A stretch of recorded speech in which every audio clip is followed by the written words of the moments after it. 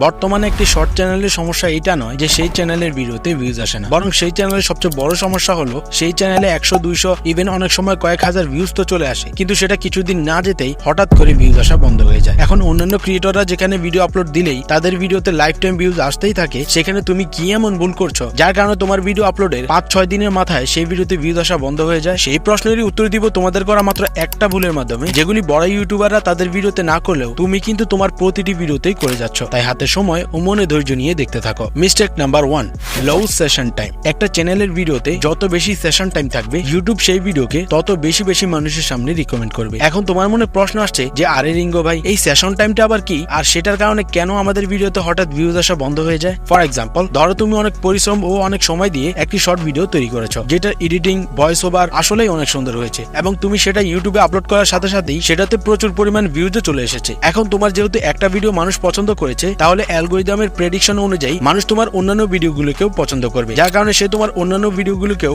অডিয়েন্সদের সামনে রিকমেন্ড করতে থাকে। এখন যদি অধিকাংশ মানুষ শুধুমাত্র তোমার চ্যানেলে ওই নির্দিষ্ট ভিডিওটাই দেখে আর অন্যান্য রিকমেন্ড করা ভিডিওগুলো না দেখে, তাহলে সেটা মানুষ হোক কিংবা অ্যালগরিদম, যে কেউই সহজে এটা বুঝতে পারবে যে ওই চ্যানেলটি নিশ্চয়ই তার ভিডিওতে এমন কিছু মিস ইনফরমেশন দিচ্ছে, যার কারণে অধিকাংশ মানুষ তার ওই একটা ভিডিওই দেখছে আর বাকি ভিডিওগুলো দেখতে চাইছে না, যার ফলে সে ধীরে ধীরে তোমার ভিডিওর ইমপ্রেশন মানুষের সামনে পাঠানো বন্ধ করে দেয়। আর সেই কারণেই তুমি তোমার ভিউজের মধ্যে এরকম একটা স্ট্রেট লাইন দেখতে পাও। এখন এইটার মাধ্যমে ইউটিউব আমাদেরকে বোঝাতে চায় যে তোমার একটা ভিডিওতে যত ভিউজই আসুক না কেন, সেটা যদি অডিয়েন্সদের তোমার অন্যান্য ভিডিও দেখতে আগ্রহী না করে, তাহলে ইউটিউব একটা সময় পর তোমার সেই ভিডিওর ইমপ্রেশন দেওয়া বন্ধ করে দিবে। আর এটাকেই বলে অডিয়েন্স সেশন টাইম। একটা চ্যানেল তার একাধিক ভিডিওর মাধ্যমে একজন অডিয়েন্সকে কত সময় ইউটিউবের প্ল্যাটফর্মে ধরে রাখতে পারছে, সেই সময়টাকেই বলা হয় অডিয়েন্স সেশন টাইম। এটা যদি তুমি বাড়াতে পারো, তাহলে অ্যালগরিদম কখনোই তোমার একটা ভিডিওতে হঠাৎ ভিউজ দেওয়া বন্ধ করবে না, আর তোমার ভিডিওতে কন্টিনিউয়াস ভিউজ আসতেই থাকবে। এখন তুমি এটা তো জানতে পারলে যে সেশন টাইম বাড়াতে পারলে ইউটিউব তোমার ভিডিওকে দীর্ঘ সময় মানুষের সামনে পাঠাতে থাকবে, কিন্তু তুমি যদি এটাই না জানো যে একটি ভিডিও থেকে কিভাবে সেশন টাইম বাড়ানো যায়, তাহলে এত কিছু জেনেও তোমার কোনো লাভ হবে না। আর তাই সেশন টাইম বাড়ানোর এই 4টি ফর্মুলা তোমাকে খুব মনোযোগ দিয়ে বুঝতে হবে এবং খাতায় বা যে কোনো কিছুতে নোট করে সেটা তোমার ভিডিওতে অ্যাপ্লাই করতে হবে। ফর্মুলা নাম্বার 1, সেই চ্যানেলের প্রতিটি ভিডিও একটি নির্দিষ্ট বিষয়ের উপর তৈরি করা। ধরো তুমি বিভিন্ন সময়ে বিভিন্ন ভাইরাল বিষয়ের উপর ভিডিও তৈরি করো, তো এখন যদি তোমার বর্তমান সময়ের ছাত্র আন্দোলনের বিষয়ের একটা ভিডিও ভাইরাল হয়, তখন তার নিচে তোমার সেই পুরনো কাঁচা বাদামের ভিডিও সাজেস্ট হবে, যেটা পূর্বে কোনো একটা সময় ভাইরাল থাকলেও বর্তমানে কোনো অন্ধ মানুষও সেই ভিডিওতে ক্লিক করবে না, যার ফলে তোমার চ্যানেলের সেশন টাইম নষ্ট হবে আর তোমার ভিডিওর কোয়ালিটি অ্যালগরিদমের কাছে ডাউন হয়ে যাবে। তাই এরকম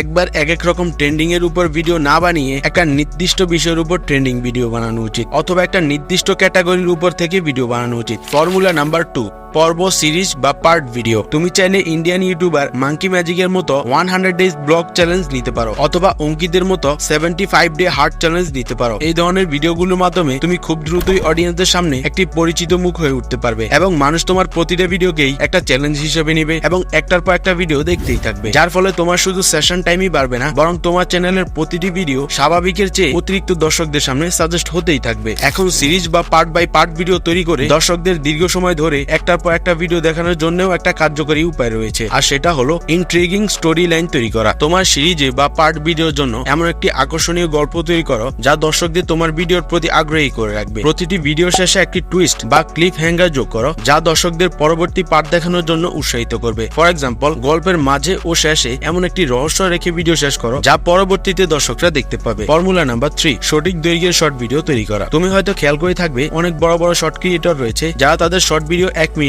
তৈরি করে, আবার অনেক বড় বড় শর্ট ক্রিয়েটর রয়েছে যারা তাদের শর্ট ভিডিও 15 সেকেন্ডেরও কম সময়ে তৈরি করে। এখন এগুলি দেখার পর তোমার আসলে কি করা উচিত? এখানে এমন কিছু ক্যাটাগরি ভিডিও রয়েছে যেগুলির জন্য 1 মিনিটের শর্ট ভিডিও তৈরি করা উচিত, আবার এমন কিছু ক্যাটাগরি ভিডিও রয়েছে যেগুলির জন্য শর্ট ভিডিও তৈরি করলে তোমাকে 15 সেকেন্ডের কমই তৈরি করা উচিত। এখন এক্স্যাক্টলি কত সেকেন্ডের শর্ট ভিডিও অ্যালগরিদম বেশি পছন্দ করে ও বেশি মানুষের সামনে সাজেস্ট করে, কোন ক্যাটাগরি অনুযায়ী তোমাকে কত সেকেন্ডের শর্ট ভিডিও তৈরি করা উচিত, সেটা আমি এই ভিডিওতে একদম ডিটেলসে বুঝিয়ে দিয়েছি। তাই ডেসক্রিপশন অথবা পিন কমেন্টের লিংক দেওয়া রয়েছে, এই ভিডিওটা শেষ করে সেটা অবশ্যই দেখে নিবে। ফর্মুলা নাম্বার 4, দর্শকদের সাথে যোগাযোগ রাখো এবং তাদের কমেন্টের উত্তর দাও। তাদেরকে কমিউনিটি পোস্টের মাধ্যমে বা ভিডিওর মাধ্যমে জানাও যে তোমার নতুন ভিডিও কবে আসতে চলেছে। তা যদি কোনো সমস্যায় পড়ে, তাহলে তারা যাতে তোমার সাথে যোগাযোগ করতে পারে সেই ব্যবস্থা রাখো। ধরো তুমি একটি রান্নার ভিডিও তৈরি করেছো, যেখানে তুমি সেই ভিডিওর মধ্যে বিরিয়ানিতে এমন একটা সিক্রেট রেসিপি দিয়েছো যেটা জানার জন্য একজন অডিয়েন্স সেই ভিডিওতে কমেন্ট করেছে। তখন তুমি চাইলে তাকে সেই কমেন্টের মাধ্যমে অথবা পার্সোনালি তোমার কোনো ফেসবুক গ্রুপ অথবা হোয়াটসঅ্যাপ গ্রুপের মাধ্যমে তাকে সেই বিরিয়ানির সিক্রেট রেসিপির কথা বলতে পারো, অথবা সেটা কিভাবে আরো ভালোভাবে তৈরি করা যায় সেটা বলতে পারো। এতে করে দর্শকদের তোমার উপর ধীরে ধীরে বিশ্বাস জন্ম হবে, যার ফলে ভবিষ্যতে যখনই তুমি কোনো কোনো ভিডিও রিলিজ করবে, তখন এই ধরনের দর্শকরাই তোমার ভিডিও তোমার চ্যানেলের মধ্যে ঢুকে হলেও দেখবে। এখন আমি তোমাকে এইটা তো বলে দিয়েছি যে কিভাবে তুমি একজন অডিয়েন্সকে তোমার একটা ভিডিওর সাথে সাথে অনেকগুলো ভিডিও দেখাতে পারবে, যাতে তোমার সেশন টাইম বৃদ্ধি হয় আর তোমার ভিডিওতে ভিউজ আসা বন্ধ না হয়। কিন্তু তুমি যদি এটাই না জানো যে সেই ভিডিওগুলোর মধ্যে অ্যাকচুয়ালি কি বলে কি দেখিয়ে দর্শকদের ধরে রাখতে হয়, তাহলে তুমি কখনোই অডিয়েন্সদের একটার পর একটা ভিডিওতে ধরে রেখে তোমার সেশন টাইম বৃদ্ধি করতে পারবে না। তাই কিভাবে ভিডিওর মধ্যে স্টোরি টেলিং দিয়ে অডিয়েন্সদের দীর্ঘ সময় ধরে রাখা যায় সেটা আমি এই ভিডিওতে খুব ভালোভাবে বুঝিয়ে দিয়েছি। তো দেখা হচ্ছে